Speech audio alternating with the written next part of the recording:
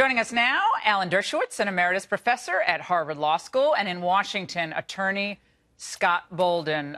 Professor Dershowitz, let's start with you. This has been a wild day. The information that has come out just on Mr. Strzok, he was at Hillary's questioning, he was at Flynn's questioning, and now we find out that he actually had a number now of anti-Trump tweets, texts, that he sent out during the presidential debates. Michael Horowitz, the Inspector General at the Justice Department, should he release the text of those messages that apparently caused so much consternation? He was relieved of his duties. Yes, I think he should, and I think that Strzok should have recused himself from the very beginning, and I think that Mueller was right to take him off the case.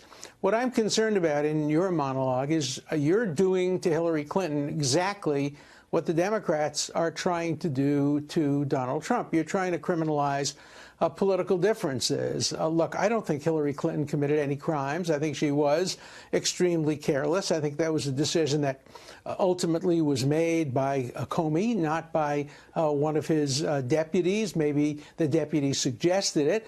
But I think we have to stop criminalizing political differences on both sides. Hillary Clinton shouldn't be locked up. Donald Trump shouldn't be prosecuted for any crimes. If you don't like what they did, don't vote for them. No, I get that point, Professor, but and Scott, we'll get you in just a moment. Here's the problem is that we have people in our military who are prosecuted for mishandling classified information fairly regularly. Civil servants who are prosecuted for mishandling classified information. To the regular person watching Fox right now, they say, okay, why is the Clinton dynamic always special? Why do they get special treatment here? I don't think anybody in a position that Hillary Clinton is in has ever been prosecuted for anything like this. And that's what was said by Comey. And I think that's right. When you're in a position like Secretary of State and you have a lot of underlings working beneath you, it's very different than if you are your own officer in the Army and you take things home in clear violation of rules. It's classified information. You know, on the other side, I hear my friends on the other side are saying exactly the opposite, that the case against Hillary Clinton is non-existent and the case against Donald Trump is very strong. Let's go to Scott. I want to see a ceasefire on both sides. Yeah, I got it. But, I mean, then there's nothing you can do as an elected official to mishandle classified information that would actually redound to becoming a criminal violation. But I get your point. You don't want to criminalize politics. You have to show specific intent. But, Scott, let's go to you. I think deleting a lot of emails shows specific intent. But, Scott, let's go to you. Let's start with Strzok and let's reverse the tables here.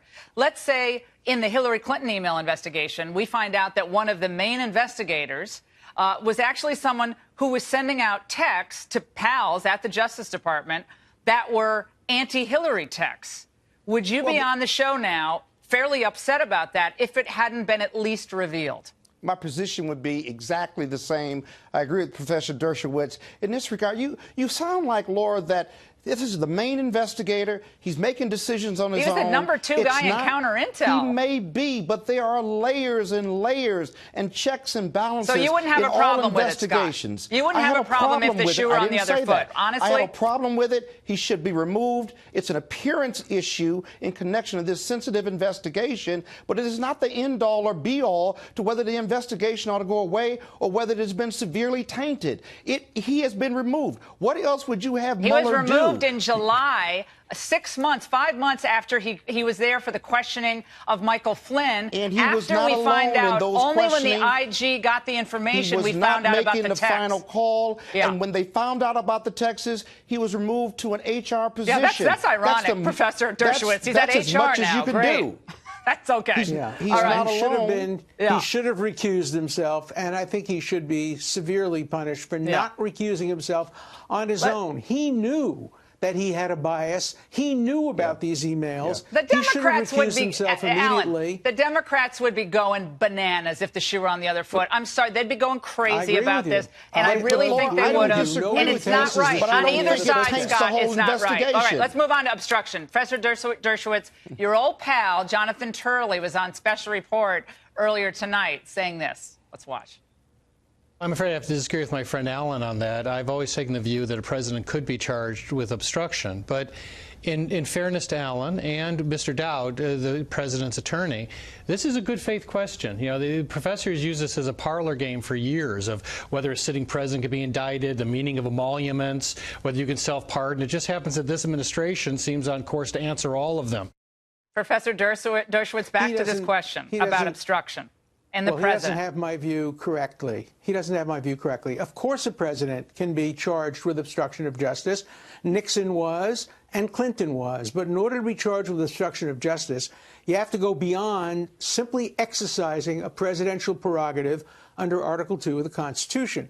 If you bribe or take a bribe, if you destroy evidence, if you do what Nixon did, which is pay hush money or tell your subordinates to lie, of course you can be charged with obstruction of justice. But you cannot be and should not be charged with obstruction of justice if you merely pardon people, you merely fire people, even if the prosecution believes your intentions are not good. That's what George H.W. Bush did.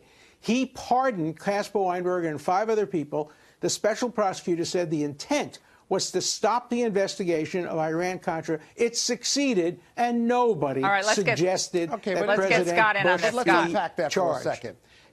I'm glad that Professor Dershowitz has said that you can be prosecuted, because that's what the impeachment process in the Constitution talks about.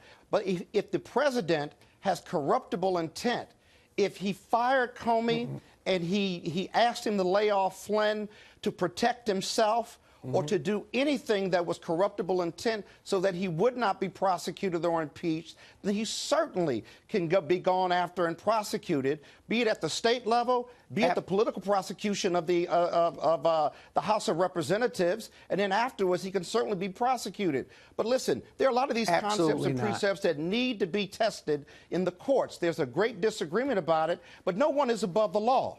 And if he took out a gun and murdered somebody or raped or stole from someone, I must tell you, but it's not that far-fetched in the sense that... Not that far-fetched. President murdering and raping someone isn't far-fetched. What are you talking about? Let's be clear. I have never said that the president... You lost me on that one. Professor, wrap it up. He can't be prosecuted for obstruction of justice. I have never said that a president can't be charged with hold on, obstruction Scott. of justice. This is a distinction that Professor Dershowitz wants to make. Go ahead.